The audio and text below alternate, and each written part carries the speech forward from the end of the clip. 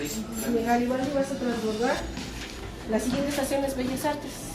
Ajá. De Bellas Artes te bajas aquí.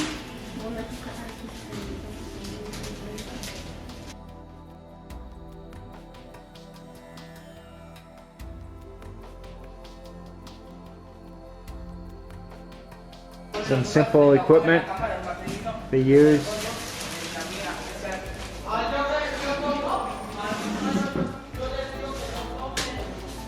Here they mainly deal with problems such as parasites, abrasions, cuts, sickness, food poisoning, things of that sort.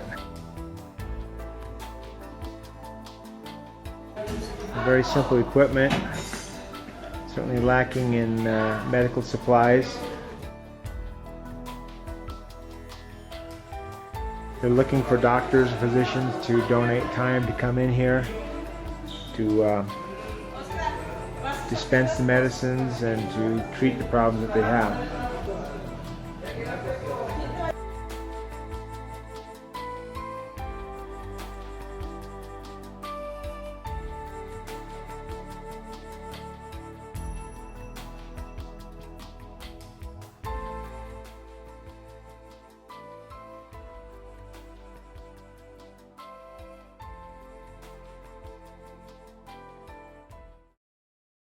These boys take on the streets by escaping from dysfunctional families where they are subjected to all kinds of abuse. On the street, they face very difficult challenges and cruelty. Despite this, they would rather live on the streets than at home.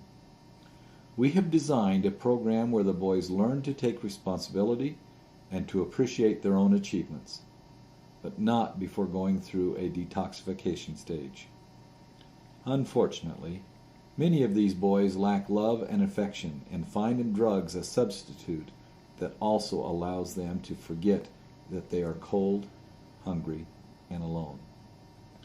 With time, the use of drugs becomes an addiction. If we do not rescue them in time, it turns out to be a serious problem and very difficult to eradicate from their lives.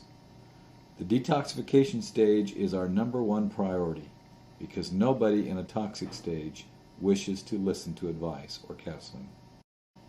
We want to reincorporate these boys back into society. And we cannot achieve this just by providing them with food and shelter. We also want to provide them with other necessary tools for living, such as basic education and workshops where they can learn useful skills. We want them to gain self-esteem. A better self-esteem far above that which they have when they first come here.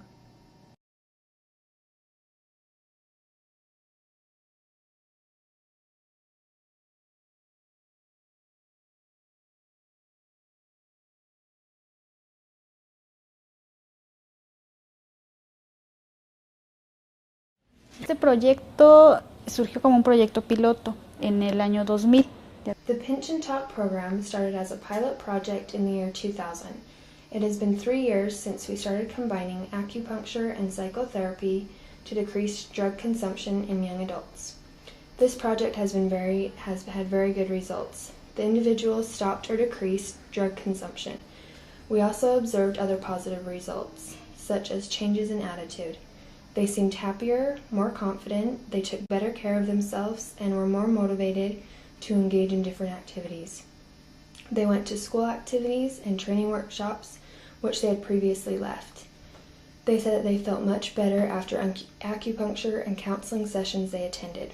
We call them free talk sessions because the formal term of psychotherapy can cause suspicion and resistance.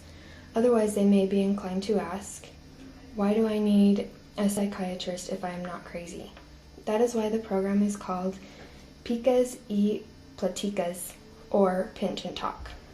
We train the staff at the Rebirth Foundation as well as the psychologist who works with them through informal counseling. But we also try to encourage the boys to come up with their own solutions according to their particular situations. The pilot project was carried out in this situation and is now an ongoing process. The program involves everybody in this shelter as well as people living on the streets. Acupuncture helps people with addiction by decreasing their desire for drugs. It is also therapeutic. There are 5 points on the ear where the needles are applied, 2 for the nervous system, 1 for the kidneys, 1 for the liver, and 1 for the lungs. These 5 points help clean their bodies and are also associated with emotions they are experiencing, such as loss or anger. The advisor who trained us showed how the needles directly affect the physical and emotional aspects. This process provides direct access to the individual. It is like helping them to become more aware of themselves. We are also trained by a psychotherapist, and we worked on cases here in the institution. The advisors tell us how much to work with them.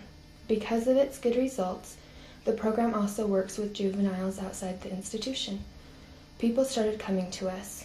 We also work with families, particularly those with substance abuse problems. We try not to see the patient as if he is the only one who is wrong. Families are often part of the problem, so we try to work with the family when there is one. If there is no family, then we work with the patient's friends and associates.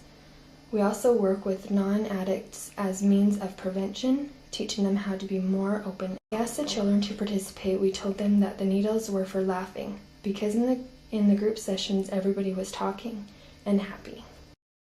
We have never seen that before. The results of Pinch and Talk have been satisfactory. It is good to see the boys improve.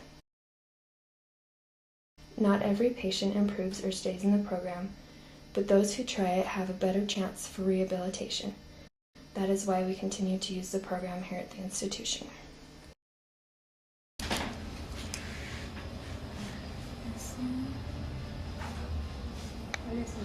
Simpático.